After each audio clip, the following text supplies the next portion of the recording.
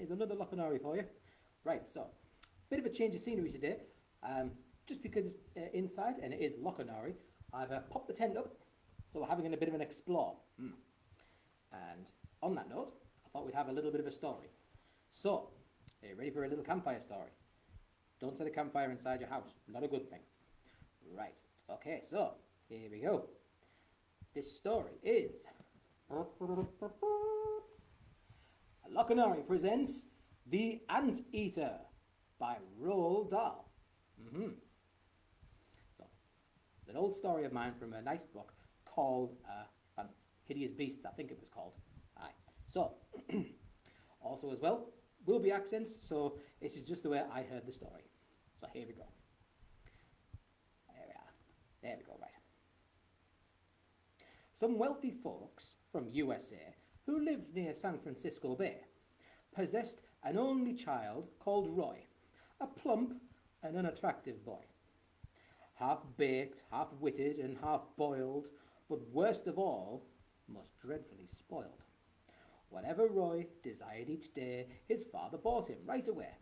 Toy motor cars, electric trains, the latest model aeroplanes, a coloured television set, a saxophone, a clarinet.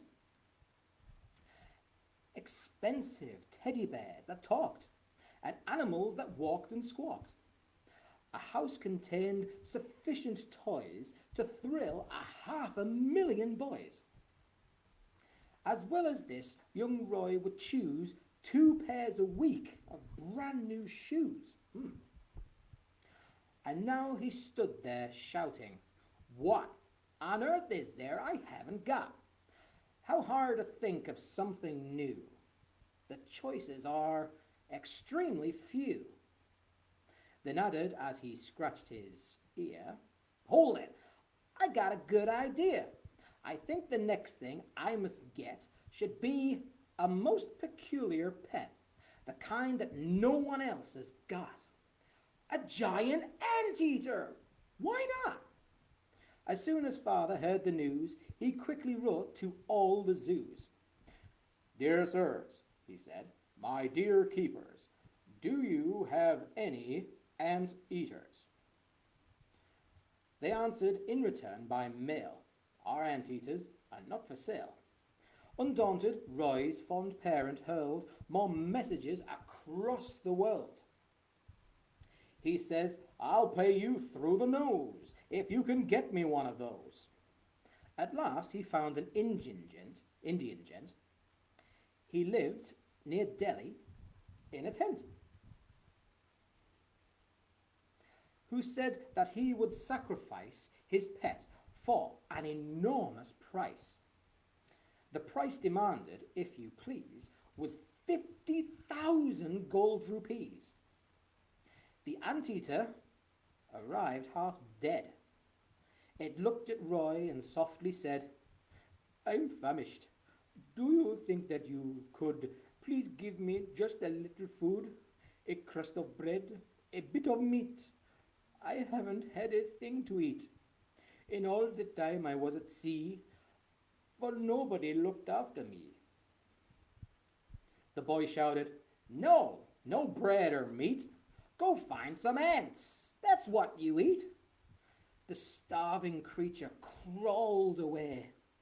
It searched the garden night and day.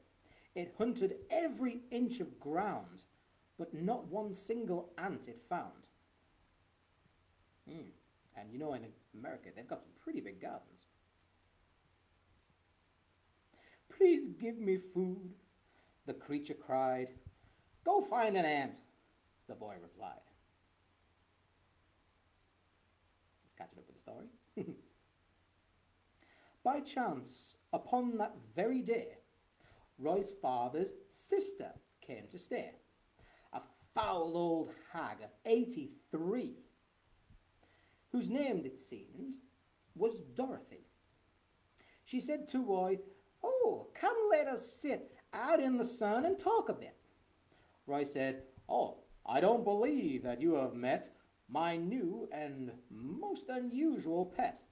He pointed down among the stones where something lay all skin and bones. "Anteater," he said, "don't lie there yawning. This is my aunt. Come say good morning." Some people in the USA have trouble with the words they say. However hard they try, they can't pronounce a simple word like aunt. Instead of aunt, they call it ant. Instead of can't, they call it can't. So Roy yelled, "Come here, you so-and-so. My aunt would like to say hello." Slowly the creature raised his head. "You mean that's an ant?" it said. "Of course," cried Roy. "It's Aunt Dorothy. This ant is over 83. The creature smiled. Its tummy rumbled. It licked its lips and mumbled, "A giant ant. Ooh, my gosh, a winner. At last I'd get a decent dinner. No matter if it's 83, if that's an ant, then it's for me." Then taking very careful aim, it pounced upon the startled dame.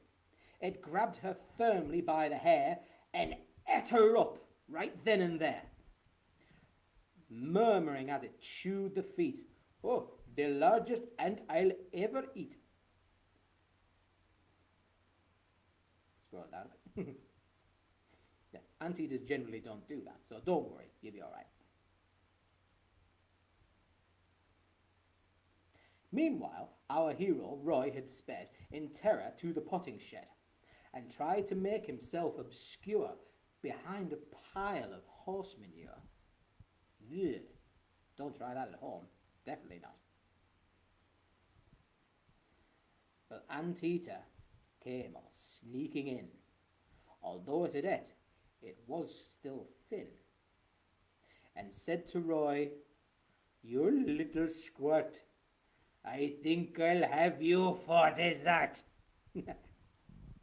Okay, right, so keep tuned and stay safe. If you're in isolation, then try and have a little fun. Pop a tent up in your living room, if you've got a living room big enough, and if you've got a tent. Remember, no campfires, they'll burn your house down. So remember, stay inside, stay safe, wash your hands, and sweet dreams. Okay? I think I'll just nip to bed. See you later.